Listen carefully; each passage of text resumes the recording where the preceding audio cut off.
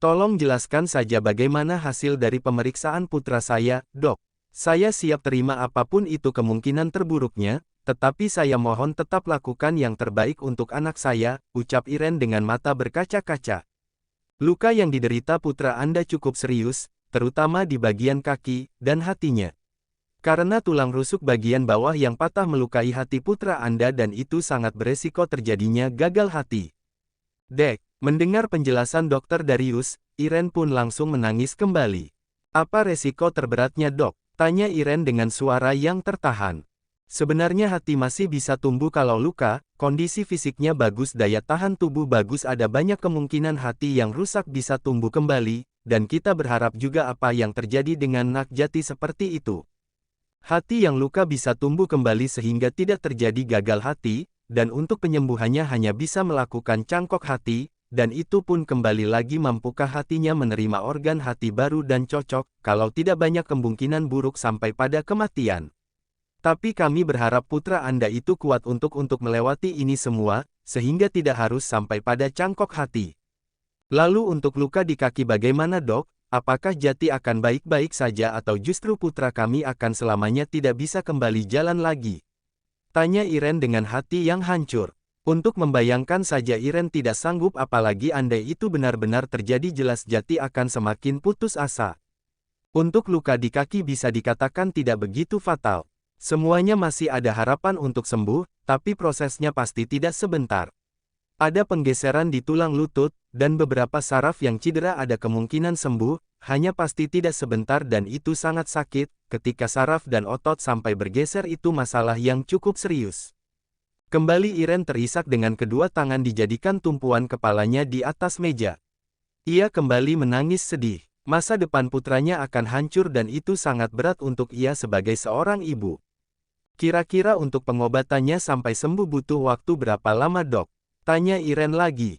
Kami tidak bisa pastikan, Nyonya, karena semua tergantung dari putra Anda, bisa cepat atau bahkan bisa bertahun-tahun. Dek, Iren kembali bergeming. Tidak bisa berkata-kata lagi, ini adalah ujian yang paling berat dalam hidupnya. Hancur sebagai seorang ibu melihat putranya kondisinya seperti Jati saat ini. Kalau gitu saya akan kembali menjaga putra saya, Dok. Kalau ada perkembangan dari putra saya segera hubungi saya, Dok, pamit Iren dengan sopan. Dengan tubuh yang lesu Iren pun meninggalkan ruangan Dokter Darius dan kembali melihat kondisi Jati. Mungkin saja ia kembali Jati sudah bisa dipindahkan ke ruangan rawat. Meskipun terlihat sangat mustahil, tetapi Iren akan terus berdoa untuk kesembuhan putranya. Di depan ruang ICU, Iren dan Tommy kembali terlibat kebisuan, hanya sesekali isakan dari bibir Iren terdengar. Wanita itu benar-benar tidak ingin memberitahukan pada suaminya apa yang tadi dibicarakan dengan dokter. Biarkan apa yang terjadi pada putranya Iren yang tahu. Suaminya tidak perlu tahu apa-apa. Begitupun dengan Tommy yang memiliki gengsi yang setinggi gunung malu andai bertanya lebih dulu sehingga Tommy pun memilih hanya diam saja. Asteris asteris asteris asteris asteris asteris asteris asteris. Apa kamu deg-degan? Tanya dewa yang mana hampir sepanjang perjalanan tidak ada komunikasi apapun dengan Kara. Wanita berhijab itu lebih banyak diam dan pandangan mata menatap jalanan. Pastilah Adewa, jawab Kara dengan singkat dengan pandangan mata yang tetap memandang keluar jendela mobil. Kamu tenang saja, aku akan berada di pihak kamu. Aku tahu bagaimana sifat Om Tommy, dan aku rasa kamu tidak salah. Kamu hanya mengikuti apa kata Om Tommy. Kamu jangan takut kalau orang tua Jati akan menyalahkan kamu. Kamu tetap tunjukkan kalau kamu benar. Yah, sebelumnya Kara memang sudah menjelaskan kenapa dirinya tiba-tiba menghilang dan membuat Jati mencari-cari dirinya, tidak lain dan tidak bukan karena Tommy sebagai papa dari Jati tidak ingin anaknya menjalani hubungan dengan Kara yang miskin. Terima kasih Kara janji mulai sekarang tidak akan lagi mau mengikuti apa kata Om Tommy. Kara akan menepati janji Kara bahwa Kara dan Jati akan berjuang hingga restu itu kita dapatkan, jawab Kara dengan semangat. Dewa pun cukup bangga pada jawaban Kara, karena ia termasuk wanita yang berani. Setelah menempuh perjalanan yang cukup lama Kara dan Dewa pun sampai di rumah sakit. Dengan beriringan Kara dan Dewa pun berjalan dengan langkah yang panjang. Rasanya tidak sabar melihat kondisi Jati. Selamat pagi Om, Tante. Saya bawa Kara karena mungkin Jati akan sembuh kalau ada Kara, ucap dewa yang mana langsung mengagetkan Tommy dan Iren ketika melihat wanita berhijab yang Jati katakan calon istrinya. Tommy adalah orang yang paling pertama menunjukkan pandangan tidak suka ketika melihat Kara datang bersama dewa. Kenapa kamu bawa dia ke sini? Emang dia dokter, dukun atau apa bisa menyembuhkan Jati? Dek, Kara langsung mengangkat wajahnya ketika mendengar ucapan Tommy. Ingin ia membalas ucapan laki-laki parubaya dengan tampang jutek itu. Namun Kara tahu ini bukanlah situasi yang pas. Lagi pula ini rumah sakit, Kara tidak ingin ada keributan. Kenapa kamu bawa dia ke sini? Emang dia dokter, dukun atau apa bisa menyembuhkan Jati? Dek, Kara langsung mengangkat wajahnya ketika mendengar ucapan Tommy. Ingin ia membalas ucapan laki-laki parubaya dengan tampang jutek itu. Namun, Kara tahu ini bukanlah situasi yang pas. Lagi pula ini rumah sakit, Kara tidak ingin ada keributan. Wanita berhijab itu pun mencoba menarik nafas dalam, dan membuangnya perlahan, mencoba mengontrol emosinya. Maaf Om kalau kedatangan saya mengganggu Anda, dan membuat suasana di sini jadi tidak nyaman. Saya datang ke sini tidak ada maksud apa-apa, saya murni ingin menjenguk Ajati, tidak ada maksud apa-apa, balas Kara, meskipun dalam hatinya sakit mendengarkan ucapan Tommy tetapi ia yakin diamnya dia tidak mengurangi rasa hormatnya. Diam jauh lebih baik daripada membalas dengan ucapan yang menyakitkan lagi. Saya yang minta Kara datang ke sini Om, jadi kalau Om tidak suka, silahkan saja lampiaskan pada dewa. Dewa yang merasa kasihan dengan Kara pun angkat bicara. Meskipun dewa baru kenal Kara beberapa jam yang lalu, tetapi dewa tahu Kara orang yang baik. Buktinya begitu datang langsung mengulurkan tangan pada Tommy hendak bersalaman, tetapi laki-laki parubaya itu mengabaikannya, dan justru melemparkan pertanyaan yang menyakitkan. Setelah dewa angkat bicara Tommy pun tidak banyak berbicara, kembali diam dan itu dianggap oleh dewa dan Kara sebagai izin kalau Kara boleh menjenguk putranya. Selamat pagi Tante. Kini Kara perlahan menghampiri Iren yang tetap berdiri dengan lesu dan bersender ke dinding. Pandangan matanya terus menatap Jati. Kara perlahan menyapa Iren dengan ramah dan mengulurkan tangannya hendak bersalaman dengan Iren. Meskipun tadi Tommy menolak untuk berjabat tangan dengan Kara, tetapi Kara tidak menyerah, ia kembali mencoba berjabat tangan dengan Iren, mungkin saja wanita itu berbeda dengan Tommy. Benar saja Iren berbeda reaksinya dengan Tommy, setidaknya wanita cantik itu mau mengulurkan tangannya untuk bersalaman dengan Kara. Ada rasa lega yang Kara rasakan ketika bisa bersalaman dengan Iren. Jati kondisinya cukup parah, dan sekarang masih belum bisa pindah ke ruang rawat inap biasa, karena kondisinya terlalu lemah. Tolong doakan Jati, Kara. Doakan agar tetap bertahan dan sembuh kembali, ucap Iren masih dengan air mata yang terus mengalir.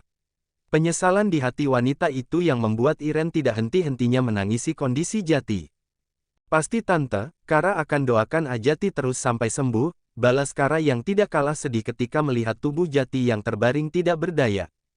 Perasaannya Kara campur aduk melihat kondisi Jati, dan yang paling jelas adalah perasaan marah pada diri sendiri karena bersikap bodoh menerima tawaran Tommy. Andai ia tidak mengikuti kemauan Tommy mungkin Jati masih sehat-sehat saja. Itu yang ada dalam pikiran Kara. Tanpa terasa Kara pun terisak ketika membayangkan kalau hal paling buruk akan terjadi. Ah Jati, ini Kara datang.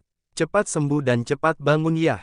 Kara janji akan berjuang kembali demi hubungan kita direstui oleh kedua orang tua kita, batin Kara, dengan air mata yang terus membanjiri pipinya. Tante, apa kita belum boleh masuk ke dalam? Tanya Kara dengan penuh hati-hati. Pasalnya tepat di belakangnya ada Tommy yang siap mendengarkan percakapan mereka. Belum Kara, Jati belum melewati masa kritisnya. Dokter mengatakan kalau Jati memang sudah bangun, tetapi dia masih belum stabil kondisinya dan masih sangat lemah, sehingga belum ada yang diizinkan masuk ke dalam sana. Tante juga ingin sekali meminta maaf pada Jati. Semua ini karena kesalahan Tante. Tante sangat menyesal. Tangisa Iren kembali terdengar. Mendengar ucapan Iren, Kara pun langsung tergerak hatinya untuk menenangkan wanita yang sudah pasti paling terpukul atas musibah yang menimpa Jati. Tante, jangan sedih dan jangan merasa bersalah seperti ini. Semua yang terjadi pada kita di atas muka bumi ini, sudah ditentukan garis takdirnya oleh Allah. Jadi Tante jangan berpikiran seperti itu. Tante harus tetap kuat demi putra Tante. Ah Jati pasti sedih kalau lihat Tante menangis seperti ini. Biarkan Ajati istirahat dulu, nanti pasti akan sembuh. Kara yakin Ajati itu kuat untuk menghadapi ini semua. Kara mengusap punggung Iren yang masih terisak. Asteris asteris asteris asteris asteris asteris.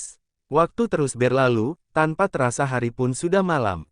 Dan itu tandanya Kara sudah harus pulang, tapi Jati belum juga boleh dijenguk.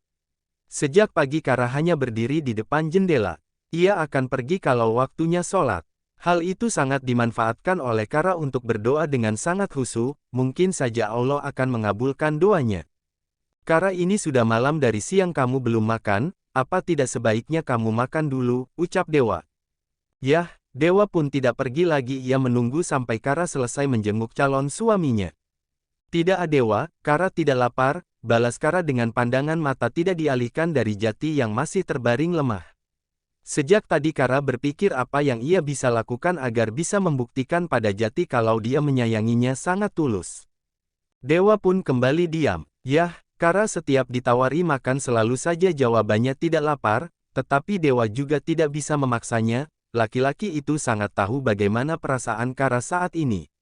Sehingga Dewa pun hanya bisa diam dan tidak lagi memaksa Kara makan. Sebelumnya Kara sudah mengirimkan pesan pada Diki, agar mengabarkan pada abahnya, malam ini Kara sudah memutuskan akan menginap di rumah sakit. Ia sangat yakin kalau Jati akan segera bangun. Sedangkan kedua orang tua Jati pun sudah pulang, karena mereka juga masih punya anak lain yang harus diurus sehingga untuk menjaga Jati diserahkan pada Kara dan Dewa. Ini adalah kesempatan Kara agar bisa membuktikan pada orang tua Jati bahwa ia itu tulus mencintai anaknya, bukan karena harta dan lain sebagainya. Jati tulus mencintai Kara, begitupun Kara sangat tulus mencintai Jati. Ah Jati, sekali lagi Kara mohon, bangunlah. Kara janji akan memperjuangkan cinta kita, gumam Kara dengan mengusap kaca jendela, seolah itu adalah wajah Jati.